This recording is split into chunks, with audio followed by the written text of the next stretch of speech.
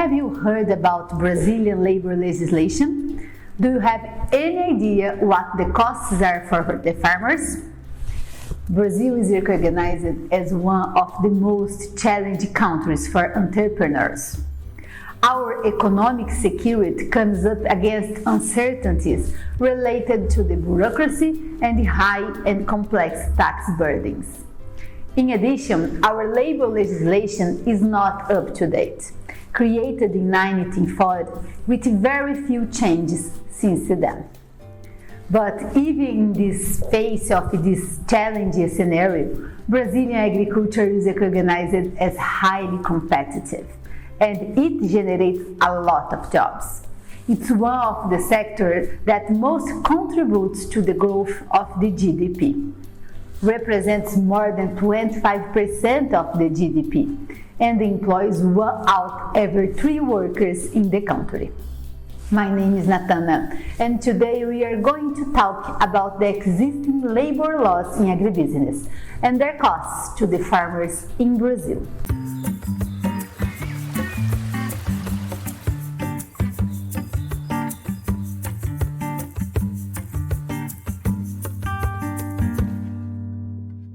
Fair warning, there will be a lot of specific details in today's video. I will do my best to make it as engaging as possible.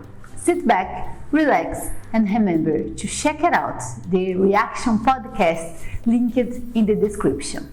The social pillar is associated with the development of an environment that encourages healthy working relationships, in addition to favoring the personal and collective development of those directly or indirectly involved. That is to say, provides decent conditions for employees and the entire community, which goes beyond the simply paid salaries and giving employees vacations.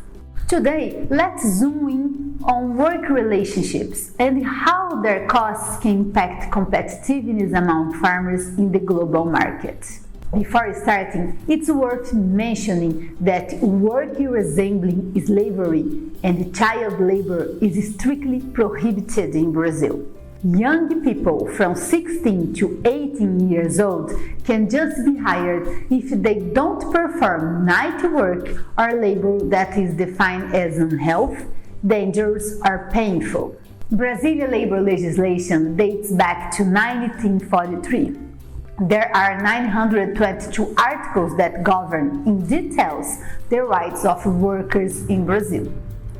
Rural work is regulated by law number 5.889/73. It guarantees at least a minimum wage according to the category to which the employee belongs and if there is any risk involved in the work. So, they also must receive a salary bonus for accepting exposure to potential risk factors related to chemical products, machinery, and situations of excessive exposure to the sun. Depending on the degree of exposure, this additional can go from 20 to 40%.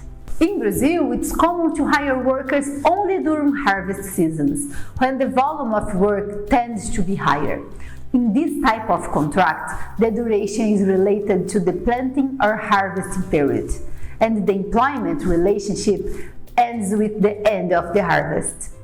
For regular works, the working week is 44 hours. Bear in mind that a minimum period of 11 consecutive hours for rest must be established between 2 shifts. The regular worker also has 30 days of paid vacation, which cannot be accumulated. Otherwise, the cost is doubled.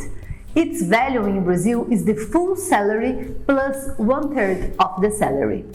In addition, the severance indemnity fund corresponds to 80% of the full salary, and it must be paid monthly, and the work is guaranteed one additional 40% of the total amount collected in all periods in case of dismissal or retirement.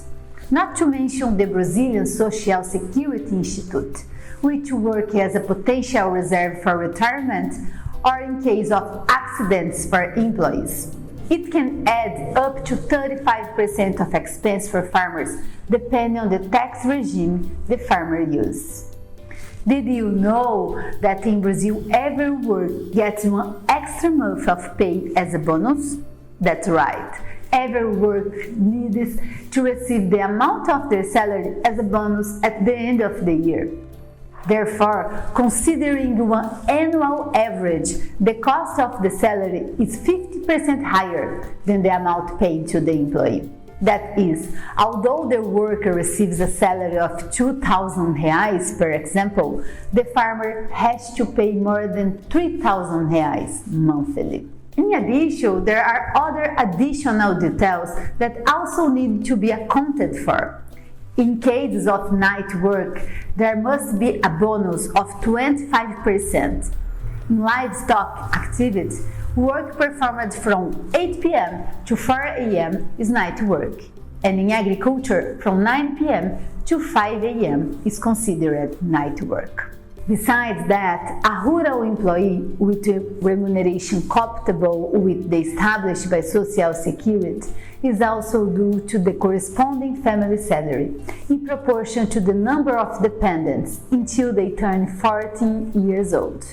Many workers live on the property itself. Farmers are required to provide everything necessary for their subsistence and their families, which is not part of the rural work salary. So, a contract must be signed between the parties with the witnesses and notification, in accordance with the Rural Works Union. It's also important to remember that in case of adversity in the field, such as rain, problems with machinery, among other factors that prevent the performance of the day's activity, the worker receives a salary regardless of the actual work. That is, they receive salary for being at the disposal of the farmer.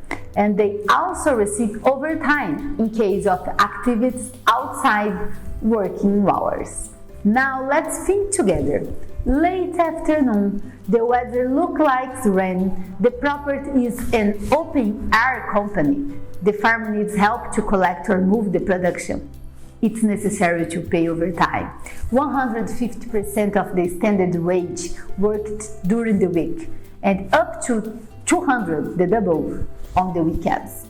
Bear in mind that these values can hardly be passed on the product. The Brazilian labor legislation protects the worker and generates a series of obligations and risks that can impact the profitability of the farmer and consequently the competitiveness of Brazilian agricultural products abroad. Look that our climate, our lands and our people all work together to help the land and the people prosper. It's extremely important to value the social pillar, and the costs involved in maintaining the well-being of employees and care of the community should also be widely known. Don't you think organizations that really care about sustainability would help support farmers to ensure this practice inside agribusiness and help keep prices competitive?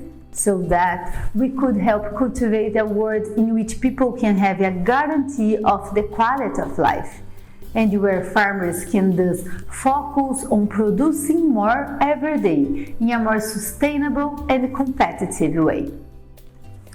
This is about humanized production, to open space for sustainable practices that benefit everyone, from the workers to the farmers, to large companies, to the end consumers. If you want to learn more about the risks and costs of the Brazilian farmers and understand why price of your food is going up, please like and subscribe.